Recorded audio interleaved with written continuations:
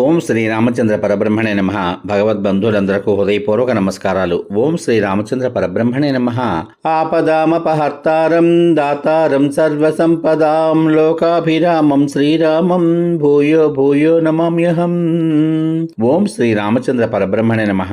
శ్రీ వాల్మీకి రామాయణము 5వ కాండ అయిన సుందరకాండ ఎందలి 58వ సర్గయందలి గల 166 శ్లోకములలో జాంబవంతుడు అడుగగా హనుమంతుడు తాను లంకకు బయలుదేరినది మొదలు జరిగిన విషయములను చెప్పుట అనే కథ విందాం. తరువాయి భాగంలో 88వ శ్లోకం నుంచి 166వ శ్లోకం వరకు ఇదే కథను కొనసాగిస్తూ రేపటి భాగంలో విందాం. ఇప్పుడు శ్రీ వాల్మీకి రామాయణము 5వ కాండ అయిన సుందరకాండ ఎందలి 58వ సర్గ ఎందలి గల 166 శ్లోకములలో 1వ శ్లోకం నుంచి 87వ శ్లోకం వరకు విందాం. మహేంద్రగిరి పర్వత శిఖరమనందు మహాబలశాలులైన హనుమంతుడు మొదలైన వానరులు అత్యధికమైన సంతోషాన్ని పొందారు. పిమ్మట అత్యధికమైన సంతోషంతో నిండి ఉన్న జాంబవంతుడు సంతోషభరితుడైన ఆ హనుమంతుని సీతాన్వేషణము చేయడానికి అతడు బయలుదేరిన పిమ్మట ఏమేం జరిగిందో చెప్పమని కోరాడు. నీవు సీతాదేవిని ఎలా చూశావు? ఆమె అక్కడ ఏ విధంగా ఉంది? క్రూర కార్యాలు చేసే ఆ రావణుడు ఆమె విషయంలో ఏ విధంగా ప్రవర్తిస్తున్నాడు? ఈ విషయాలన్నీ జరిగినట్లు మాకు చెప్పు. విషయం తెలిసిన పిమ్మట చేయవలసిన పనిని గురించి ఆలోచిద్దాం.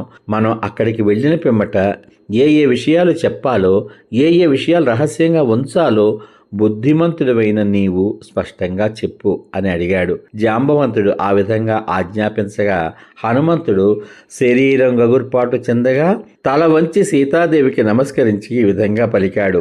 సముద్ర దక్షిణ తీరాన్ని చేరాలి అనే ఉద్దేశ్యంతో సావధాన చిత్తుడనై నేను మీ ఎదుటనే మహేంద్ర పర్వతం నుండి ఆకాశంపైకి ఎగిరాను కదా.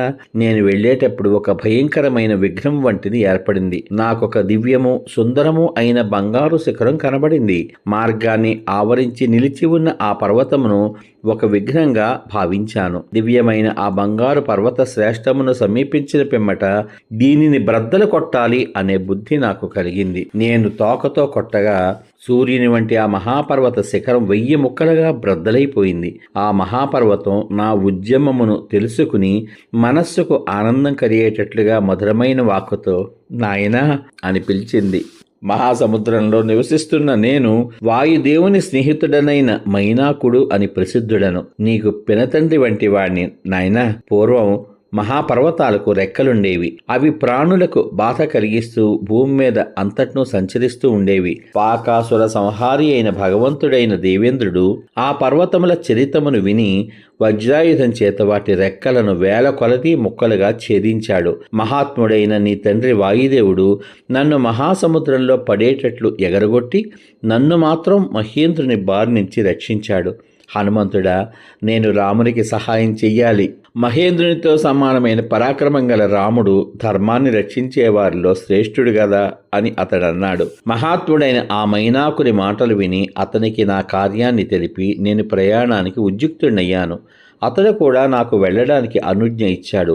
పర్వతములలో గొప్పదైన ఆ మైనాక పర్వతం మనుష్య రూపంలో అంతర్ధానం చెందింది. దాని పర్వత రూపం కూడా సముద్రంలో మునిగిపోయింది.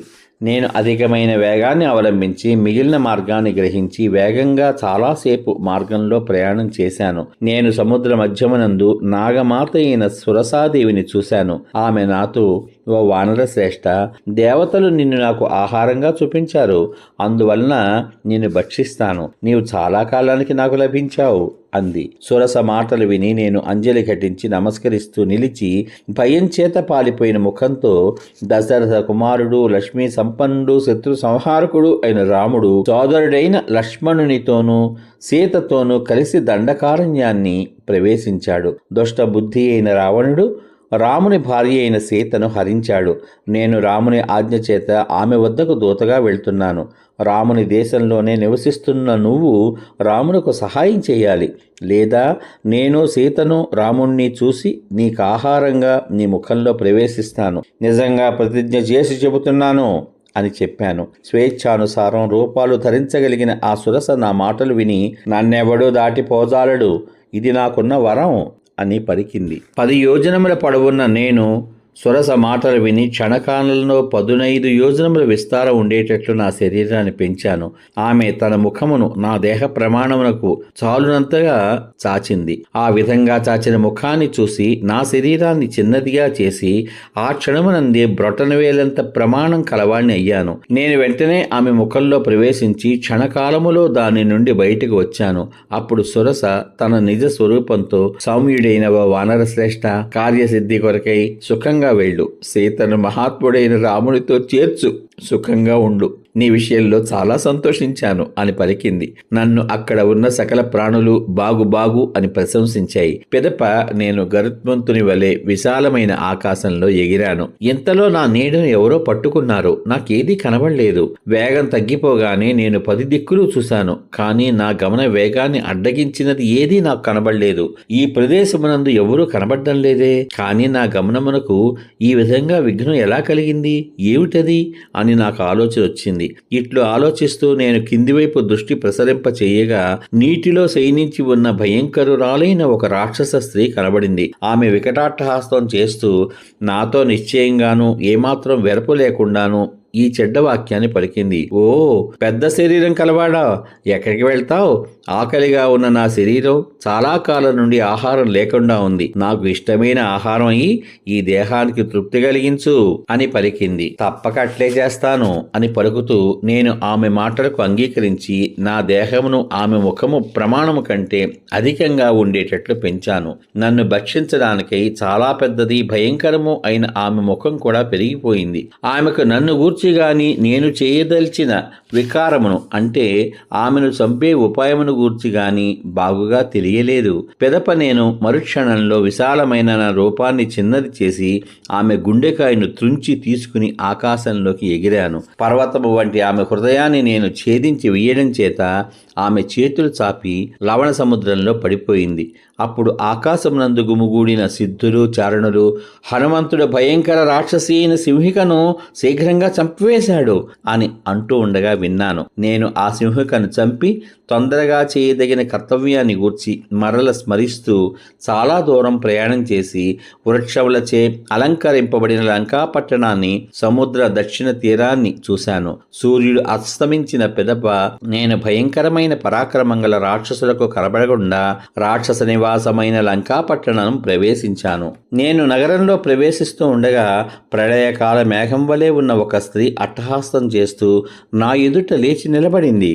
మండుచున్న అగ్ని వంటి కేశములు గల చాలా భయంకరురాలైన ఆమె నన్ను చంపడానికి ఉద్యమించగా నేను ఆమెను ఎడమ చేతి గుద్దుతో ఓడించి ప్రదోష సమయమునందు ప్రవేశించాను.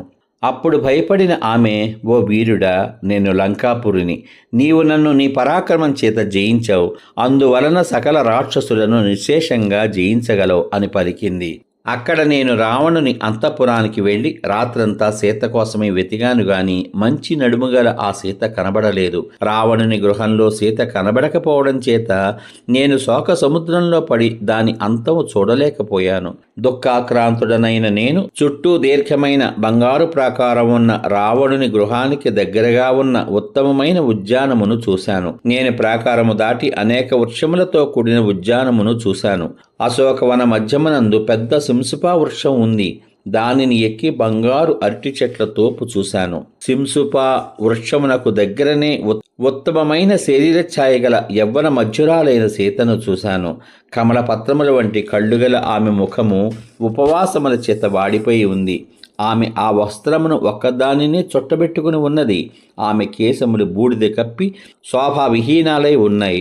శోకం చేత, మనస్తాపం చేత దీనమైన కృషించిన శరీరము గల ఆమెను వికృత రూపములు, క్రూర స్వభావం కలవాళ్లు, మాంస రక్తములను ఆహారంగా తీసుకునేవాళ్లు అయిన రాక్షస స్త్రీలు ఆడలేడిని ఆడ పెద్ద పులులు చుట్టుముట్టి ఉన్నట్లు చుట్టి ఉన్నారు.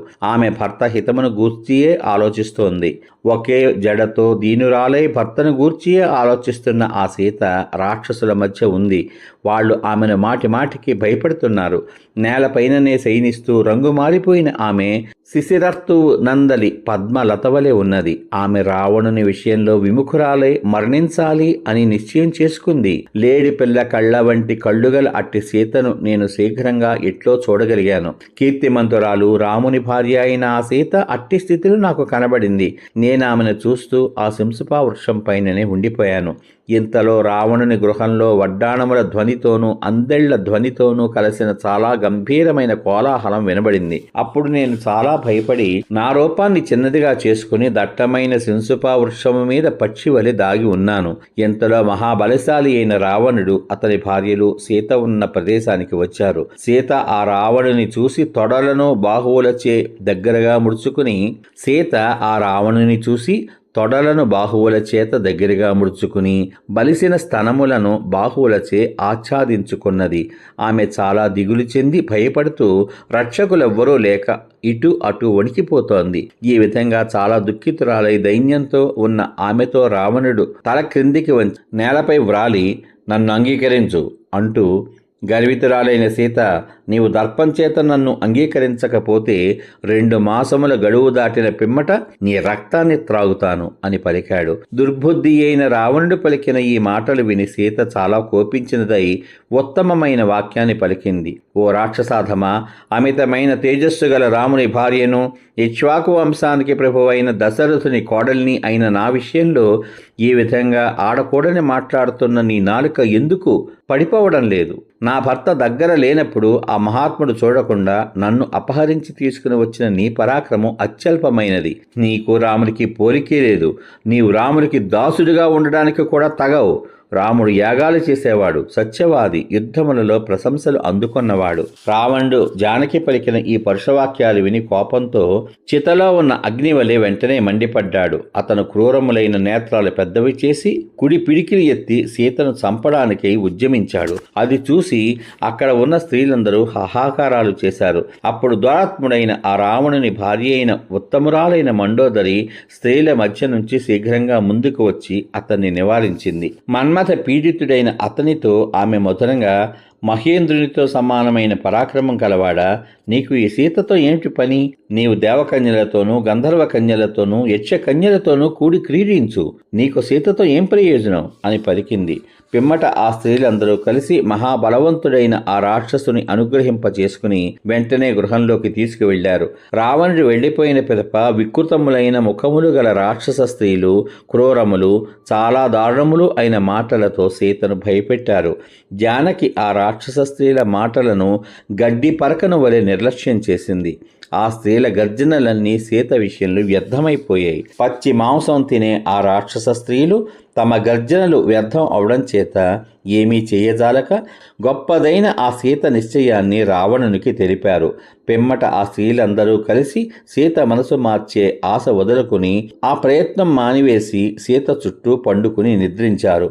ఆ రాక్షస స్త్రీలు నిద్రపోయిన పిమ్మట భర్త హితమునే కోరు ఆ సీత దీనురాలై జాలి కలుగునట్లు విలపించి చాలా దుఃఖిస్తూ అధికంగా ఏడ్చింది. ఆ రాక్షస స్త్రీల మధ్య నుండి త్రిజట అనే రాక్షసి లేచి ఈ విధంగా పలికింది. మిమ్ములను మీరే శీఘ్రంగా తినండి. జనకుని కూతురు పతివ్రత, దశరథుని కోడలు అయిన సీత మాత్రం నశించదు. ఇప్పుడు నాకు ఒక భయంకరమైన గగుర్పాటు కలిగించే స్వప్నం వచ్చింది. అది రాక్షసుల నాశనాన్ని, ఆమె భర్త విజయాన్ని సూచిస్తోంది. ఈ సీతను ప్రార్థిద్దాం. ఈమె రాముని నుండి రాక్షస స్త్రీలందరినీ కూడా రక్షింప సమర్థురాలు. నాకు ఈ విధంగా చేయడం మంచిది అని తోస్తోంది. ఏ స్త్రీ దుఃఖితురాలై ఉండగా ఇట్టి స్వప్నం కనబడుతుందో ఆమె దుఃఖములను వీడి సుఖాన్ని పొందుతుంది. సీత నమస్కారం చేసినంత మాత్రముననే ప్రీతి పొందుతుంది. తన భర్తకు విజయం కలుగునని వినగానే సంతోషిస్తూ చిన్న వయసులో ఉన్న ఆ సీత సిగ్గుపడుతూ, అది నిజమే అయితే మిమ్మల్ని అందరినీ రక్షిస్తాను అని పలికింది. నేను కొంతసేపు విశ్రమించి సీతకు సంభవించిన దారుణమైన అట్టి అవస్థను చూసి ఏం చెయ్యాలా అని ఆలోచించాను. కానీ నా మనస్సుకు ఊరట లభించలేదు. జానకితో సంభాషణం చేయడానికి ఉపాయాన్ని గూర్చి ఆలోచించి నేను ఇక్ష్వాకు వంశీయుల చరిత్రను ప్రారంభంలో వర్ణించాను. నేను పలికిన మాటలు విని సీతాదేవి కన్నీళ్లు కప్పిన కళ్ళతో నాతో, ఓ వానర శ్రేష్ఠ, నువ్వెవడవు? ఎందుకు వచ్చావు? ఎలా వచ్చావు? నీకు రామునితో స్నేహం ఎలా ఏర్పడింది? దీన్నంతటినీ నాకు చెప్పు అని పలికింది. ఆమె మాటలు విని నేను, దేవి, నీ భర్త అయిన రామునకు సహాయభూతుడను. భయంకరమైన పరాక్రమం కలవాడు, మహాబలశాలి, పరాక్రమాన్ని చూపేవాడు అయిన సుగ్రీవుడు అనే వానరరాజు ఉన్నాడు. ఇక్కడికి వచ్చిన నేను ఆ సుగ్రీవుని భృత్యుడను. నీ భర్త అయిన రాముడు నీ నిమిత్తమై నన్నిచ్చడికి పంపించాడు. కీర్తిమంతురాల, పురుష శ్రేష్ఠుడు, లక్ష్మీ సంపన్నుడు అయిన రాముడు ఈ ఉంగరాన్ని నీకు ఆనవాలుగా స్వయంగా ఇచ్చాడు. ఆ కారణం చేత నేనేమి చెయ్యాలో ఆజ్ఞాపించు. నిన్ను రామలక్ష్మణుల దగ్గరకు తీసుకుని వెళ్తాను. నువ్వేమంటావు అని అడిగాను. జనకుని కుమార్తె అయిన సీతాదేవి నా మాటలు విని విషయాన్ని గ్రహించి, రాముడు రావణుని సంహరించి నన్ను తీసుకుని వెళ్ళాలి అని పలికింది. నేను పూజ్యురాలు, ఎట్టి దోషాలు లేనిది అయిన సీతాదేవికి శిరస్సు వంచి నమస్కరించి, రాముని మనస్సుకు ఆహ్లాదం కలిగించే ఆనవాలు ఏదైనా ఇమ్మని ఆమెను ప్రార్థించాను. పిమ్మట సీతాదేవి నాతో ఈ విధంగా పలికింది. ఉత్తమమైన ఈ మణిని తీసుకో. దీన్ని చూసి మహాబాహువైన రాముడు నిన్ను ఆదరించగలడు. ఆమె ఈ విధంగా పలికి ఆశ్చర్యకరమైన ఉత్తమమైన మాణిక్యాన్ని ఇచ్చింది. చాలా దిగులు చెందినదై మాటలతో కూడా నాకు సందేశాన్ని ఇచ్చింది. పిమ్మట నేను సావధాన చిత్తంతో రాజపుత్రి అయిన సీతకు నమస్కరించి మనస్సు ఇక్కడికి బయలుదేరి రాగా ఆమెకు ప్రదర్శనం చేశాను. ఆమె మనస్సులో ఏదో నిశ్చయించుకుని మరల నాతో ఈ విధంగా పలికింది. హనుమంతుడా, రామునకు నా వృత్తాంతమంతా చెప్పు. వీరులైన ఆ రామలక్ష్మణులిద్దరూ విన్న వెంటనే సుగ్రీవునితో కలిసి ఇక్కడికి వచ్చేటట్లు చెయ్యి.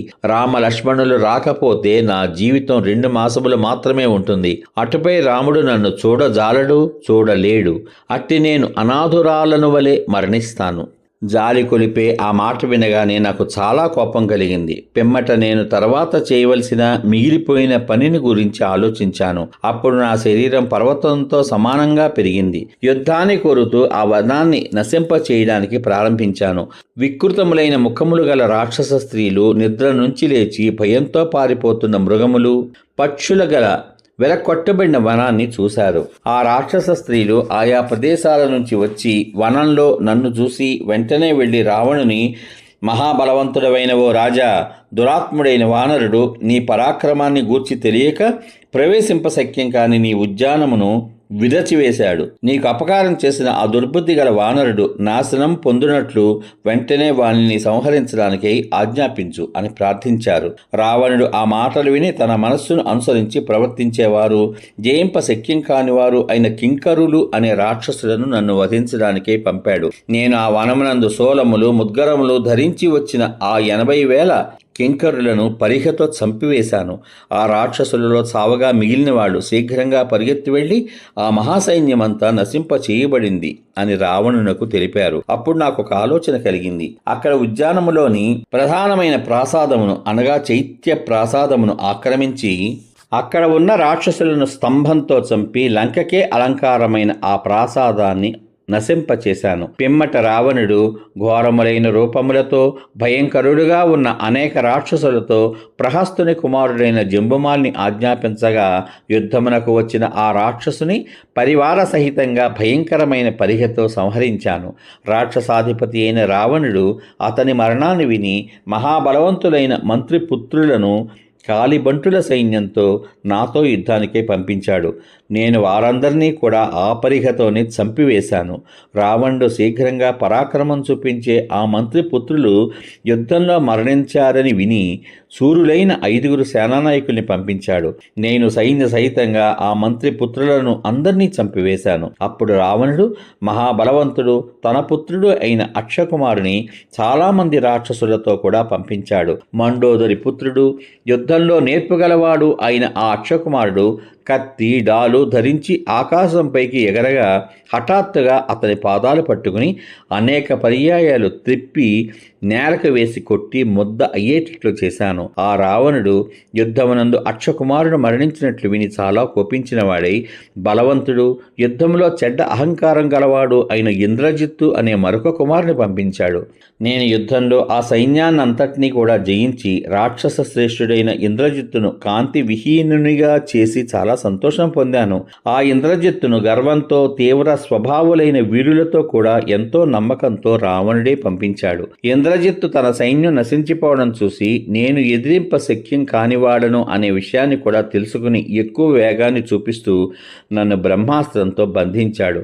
పిమ్మట రాక్షసులు అక్కడ నన్ను పట్టి తాళ్లతో కట్టి రావణుని దగ్గరకు తీసుకువెళ్లారు. దురాత్ముడైన ఆ రావణుడు నన్ను చూసి మాటలన్నాడు. నీవు లంకకు ఎందుకు వచ్చావు? రాక్షసులను ఆ విధంగా ఎందుకు వధించావు అని ప్రశ్నించాడు. నేను ఈ పనులన్నీ సీత కొరకే చేశాను అని చెప్పాను. రాక్షసరాజా, సీతను చూడాలి అని నీ భవనానికి వచ్చాను. నేను వాయుదేవుని ఔరసపుత్రుడను, వానరుడను. నా పేరు హనుమంతుడు. వానరుడైన నేను రాముని దూతను, సుగ్రీవుని సచివుడను. నేను రాముని దౌత్యాన్ని పురస్కరించుకుని ఇక్కడికి వచ్చాను.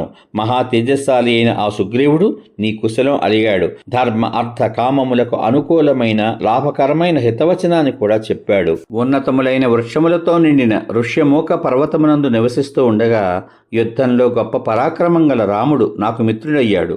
రాజైన రాముడు నాతో నా భార్యను రాక్షసుడు అపహరించాడు. నీవు ఆ విషయంలో నాకు సర్వవిధాలా సహాయం చెయ్యాలి అని పలికాడు. నేను కూడా వాలి వధను గూర్చి ఆ రామునకు తెలిపి నీవు ఆ విషయంలో నాకు సహాయం చెయ్యాలి అని అతన్ని కోరాను. సుగ్రీవుని రాజ్యాన్ని వాలి హరించాడు. అట్టి సుగ్రీవునితో మహాప్రభువు లక్ష్మణ సమేతుడు అయిన రాముడు అగ్ని సాక్షిగా స్నేహం చేశాడు. ఆ రాముడు యుద్ధంలో ఒక బాణం చేత వాలిని చంపి వానర ప్రభువైన సుగ్రీవుని వానర రాజుగా చేశాడు. ఇప్పుడు మేము ఆ రామునకు సర్వ విధాలా సహాయం చేయవలసి ఉంది. అందుచేతనే ఈతనిని ధర్మానుసారంగా నీ వద్దకు పంపిస్తున్నాను. వీరులైన వానరులు నీ సైన్యాన్ని నశింపచేయడానికి ముందుగానే నీవు శీఘ్రంగా సీతను తీసుకుని వచ్చి రామునకు ఇచ్చి వెయ్యి. ఏ వానరులు పిలిస్తే దేవతల దగ్గరకు కూడా వెళ్తారో అట్టి వానరుల ప్రభావం తెలియని వారు ఎవరు? వానర రాజైన సుగ్రీవుడు నీతో ఈ విధంగా చెప్పాడు అని నేను చెప్పగానే అతడు కోపించి నేత్రముతో కాల్చుచున్నవాడి వలె నన్ను చూశాడు. భయంకరమైన కర్మగల ఆ రావణుడు నా ప్రభావం ఎట్టిదో తెలుసుకోకుండా నన్ను చంపాలి అని ఆజ్ఞాపించాడు. అప్పుడు గొప్ప బుద్ధిగల విభీషణుడు అనే ఆ రావణుని సోదరుడు నా నిమిత్తమై ఆ రాక్షసరాజును ప్రార్థించాడు. ఓ రాక్షసరాజా, ఇలా చేయకూడదు. ఈ నిశ్చయం విడిచిపెట్టు. నీవు రాజశాస్త్రానికి విరుద్ధమైన మార్గాన్ని అనుసరిస్తున్నావు. రాజశాస్త్రాలలో దూతలను చంపుట అనేది కనబడలేదు.